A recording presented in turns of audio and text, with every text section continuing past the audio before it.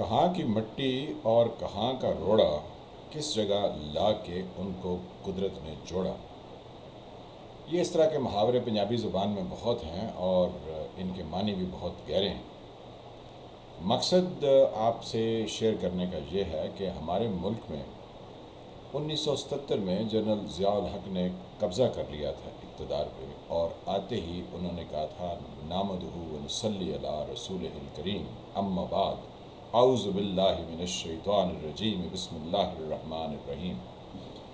پھر وہ 11 سال تک اقتدار کے ساتھ چمٹے رہے اور روزانہ وہی کچھ کرتے تھے جو قاسم سوری نے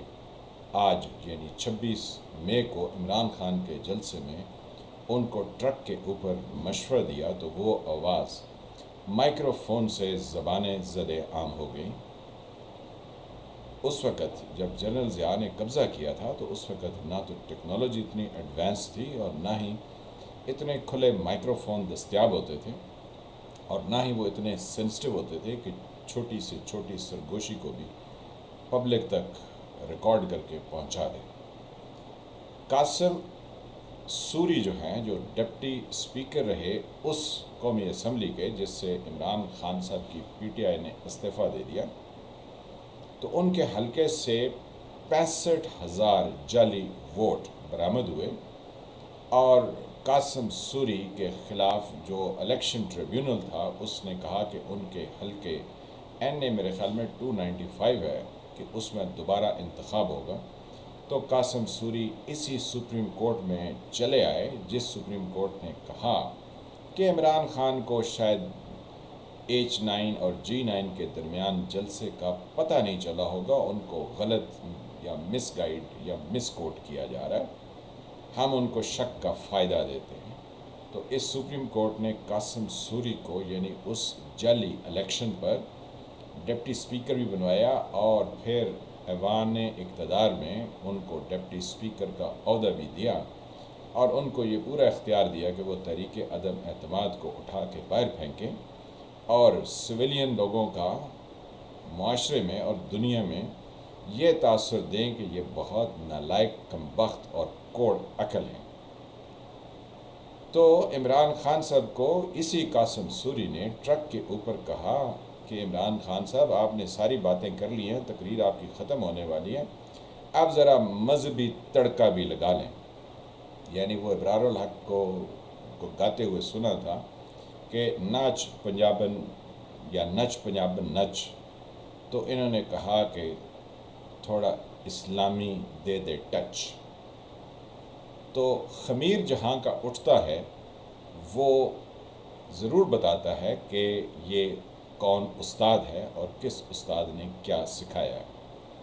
میں نے جنرل ضیاء کا ذکر کیا کہ انہوں نے جو قبضہ کیا تو ہمیں بہت لمبے لمبے اسلام کے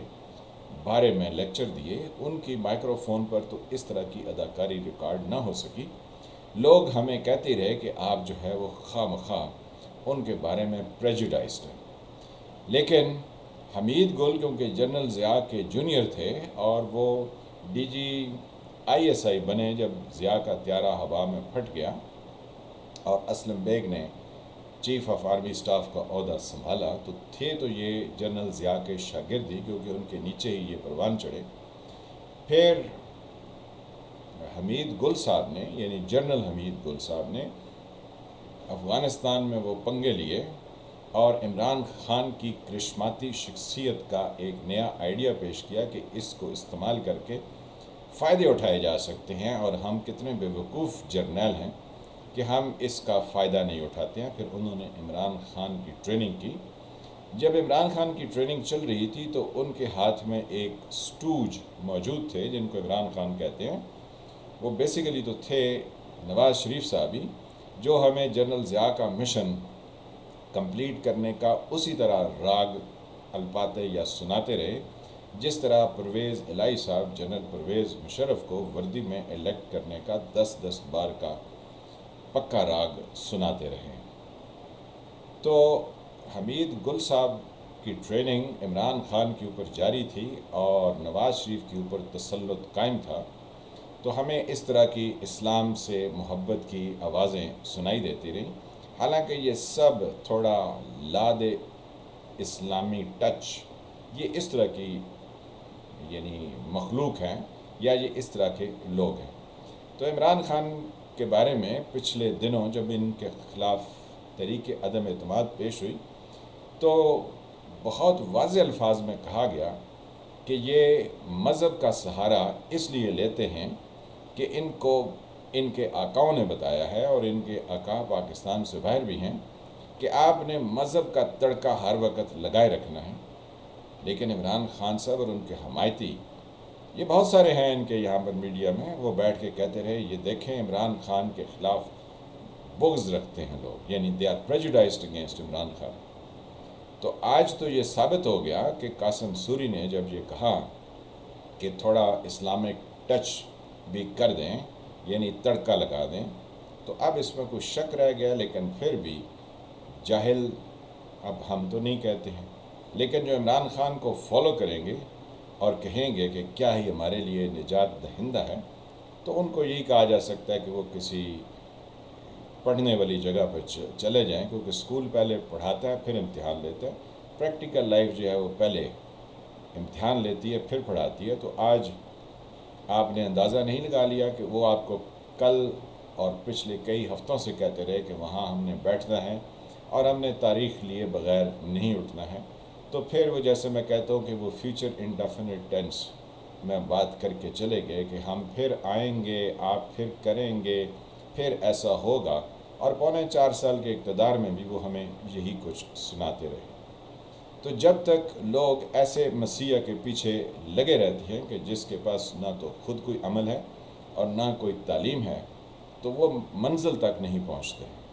تو نواز شریف کے پیچھے لگ کے پنجاب تیری پگ کو لگ گیا داغ، تو یہ پاکستانی پبلک کہیں نہیں پہنچی ہے۔ تو عمران خان کے بھی جلسے میں جائیے، جلسے میں نچنے نو دل کردہ۔ تو جناب ابھی آج تو رات بھر جن لوگوں نے ٹیئر گیس برداشت کی، تو عمران خان اپنی نیند پوری کرنے کے لیے اپنا موبائل بند کر کے بنی گالا جا کے سو گئے۔ بقایا سب جائیں پہاڑ میں، چاہے تو وہ قدرت کے درخت ہو جن کو جلا دیا گیا، یا پھر وہ لوگ جن کی ٹانگ بازو ٹوٹی یا پولیس سے ڈنڈے کھائے اور اب بے شرمی سے اور شرمندگی سے منہ چھپا رہے ہیں۔ بے شرمی سے کیا منہ چھپایا جا سکتا ہے؟ نہیں، بے شرمی سے منہ دکھا رہے ہیں، اور شرمندگی سے یعنی کٹ کھائی ہوئی ہے تو پھر منہ چھپا بھی رہے ہیں،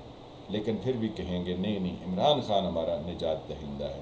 تو اسلامی تڑکا لگائے رکھیے، تھوڑا اسلامی ٹچ دیجئے، گانے کے ساتھ بھی سنیے۔ عمران خان کا نیا گانا ابرار الحق کو بنانا چاہیے کہ نچ پنجابن نہیں، نچ پنجابن نچ تے قاسم سوری تینوں کہہ گیا تو لالے تھوڑا اسلامی ٹچ، کچھ ایسے کر کے گانا بھی ان کو بنانا چاہیے۔ بہرکیف سوچنے کا عمل ہے اور وہ ہم نے نہیں کرنا ہے۔ میں ہوں فعال ملک، آپ دیکھ رہے تھے سرکار۔